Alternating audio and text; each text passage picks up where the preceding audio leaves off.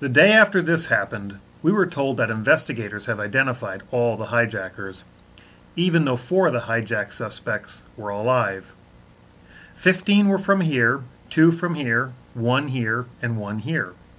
So we attacked here, looking for this guy, even though the FBI had no hard evidence connecting bin Laden to 9/11. We were told that the most important thing is for us to find Osama bin Laden and to fight the Taliban, who were blocking construction of the Trans-Afghanistan pipeline planned years before 9/11 to move product from the Caspian Basin, an area declared by Congress to be a zone of vital American interest. And some could not think of a time when we have had a region emerge as suddenly to become strategically as significant as the Caspian. Meanwhile, Congress passed this act, which most never read, creating this agency that is not constrained by this document, doing this to Americans. But once our troops got here, our president said, So I don't know where he is. Nor do, I just don't spend that much time on him. Kelly, to be honest with you. All this condemnation took place over a year before any official investigation began, contrary to what's done for even a petty crime. Meanwhile, back at the scene of the crime, the loss of evidence was borderline criminal, and the destruction and removal of the evidence must stop immediately, because we were literally treating the steel removed like garbage and not like critical fire scene evidence, resulting in an investigation that was a half-baked farce. By May of '02, the cleanup officially ended, and FEMA issued a preliminary report concluding the sequence of events leading to the collapse of each tower could not be definitively determined. Months later, the National Institute of Standards and Technology began their study, but instead of a gumshoe inquiry that left no stone unturned, the investigations were treated more like a research project in which they waited for the information to flow in. In years later, NIST said that their analysis does not actually include the structural behavior of the towers after conditions for collapse initiation were reached, and they were unable to provide a full explanation of the total collapse. In other words, they stopped their study here and never addressed this or this.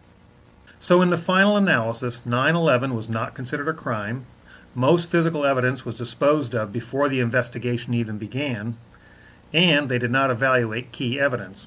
And no agency could explain how the Twin Towers actually collapsed. But what if 9/11 was actually investigated as a crime rather than an act of war? How would we go about solving it, and would we arrive at the same conclusions? Sherlock Holmes said, "When you have eliminated the impossible, whatever remains, however improbable, must be the truth." So before one tries to answer why it was done, or how it was done, or who did it, one first needs to know what it is. We need to understand what happened and what did not happen. We need to eliminate the impossible. So let's take a look and see what makes the most sense. The official conspiracy theory with 19 hijackers, or something else using the laws of physics applied to the evidence. A few minutes before this happened, we noticed this. NIST speculated that it was some type of aluminum mix, but provided no experimental confirmation of their theory. But others proved NIST wrong. In addition, iron microspheres were found all through the dust, confirming temperatures high enough to melt steel. NIST never explained these, but iron microspheres are a natural byproduct of a thermitic reaction. The media experts showed us that thermitic material could not melt steel. Despite 175 pounds of thermite packed around the steel column, it remained undamaged. But we showed that it could.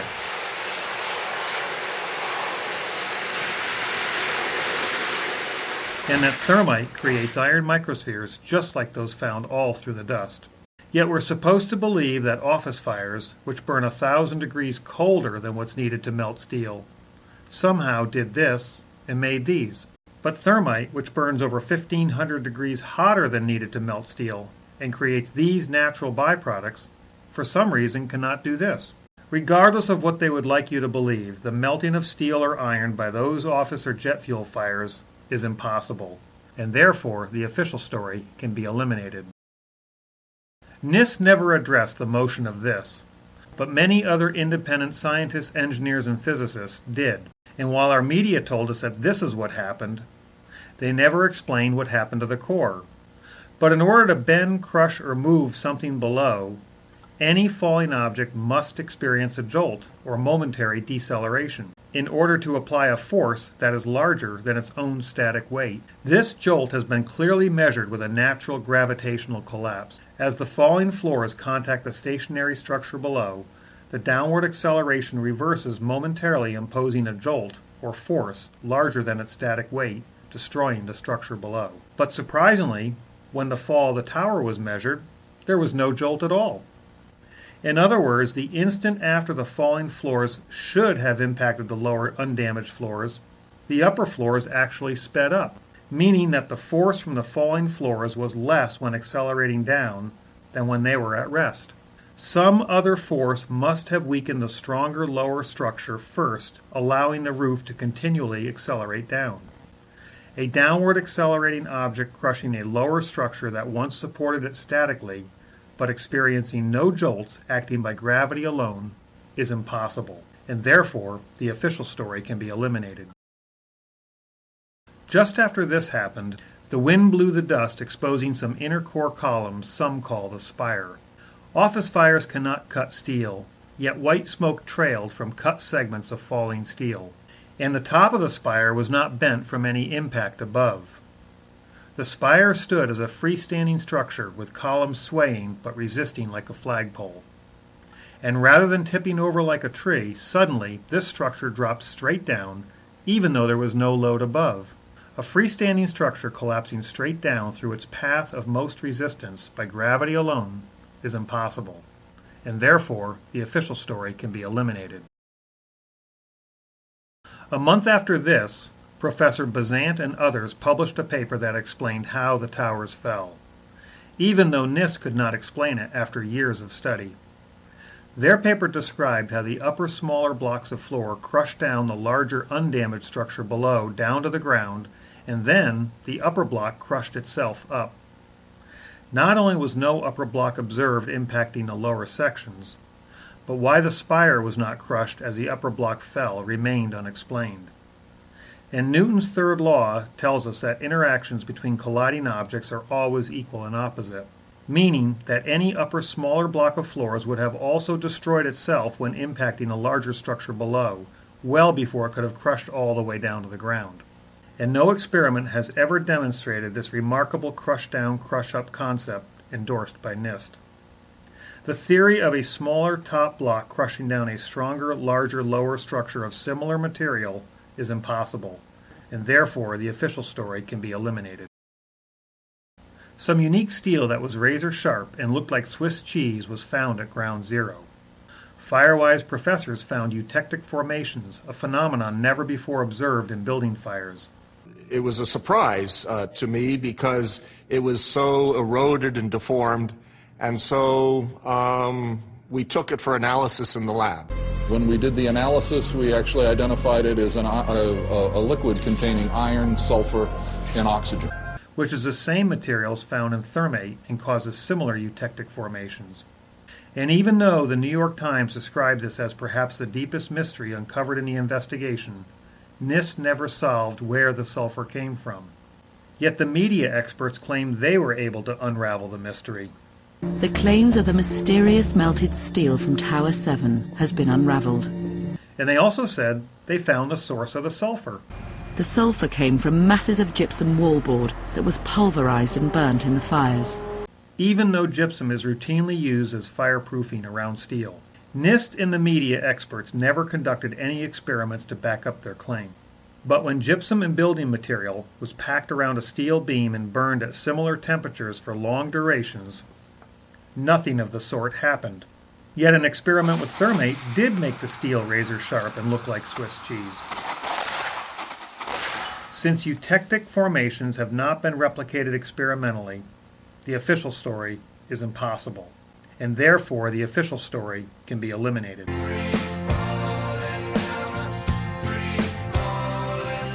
This building was never hit by an airplane, or even mentioned in the official investigation. It looked exactly like a controlled demolition. Yet NIST said it was a progressive collapse caused by normal office fires, but it fell for over 100 feet at total free fall, meaning the underlying supports had to have been removed first, allowing it to fall freely. Since a progressive collapse will not allow free fall, the official story is impossible, and therefore the official story can be eliminated. The USGS and independent physicists analyzed plenty of dust, collected by some from inside buildings near Ground Zero.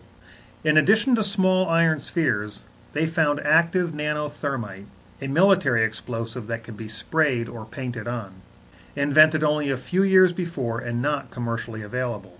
Being an engineered material with a special matrix, it cannot form naturally because that would defy the law of entropy. And it's not just primer paint, as it does not have the properties of paint, react like paint, or even look like paint. The formation of nanothermite naturally is impossible, and therefore the official story can be eliminated. NIST never looked at the actual collapse mechanism and just assumed that collapse was inevitable. But real-world experiences demonstrate that collapse is certainly not inevitable, and therefore the official story can be eliminated.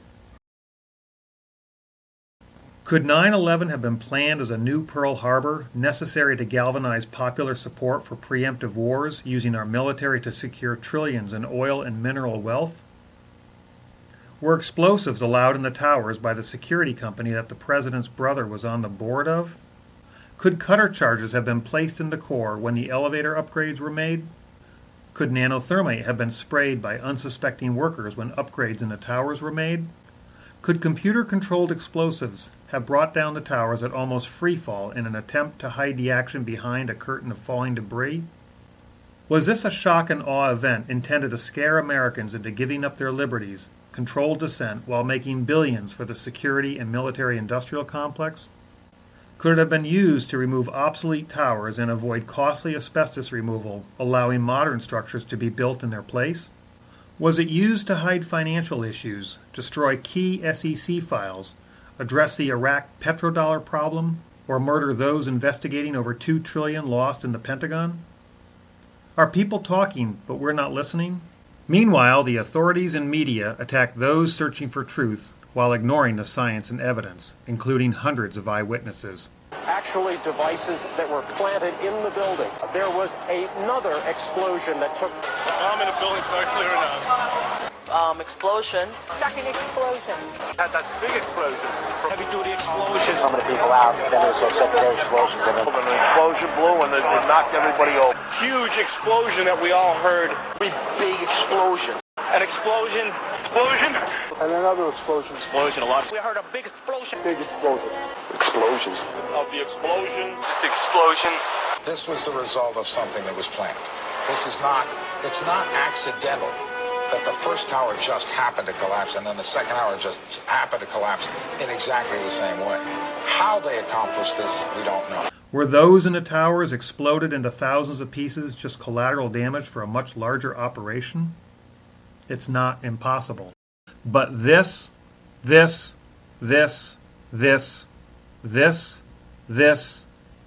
this are impossible with the official story. Yet every single one are a direct result of incendiaries, explosives, and controlled demolition. People think that the investigation was all about truth and justice, but a lawyer for the 9/11 Commission explained what it's really all about. When 3,000 people were murdered that day. Because it's always about protection of the institution in the end. Wow. But a few of us still think that truth, freedom, and justice for those murdered is what it should be all about.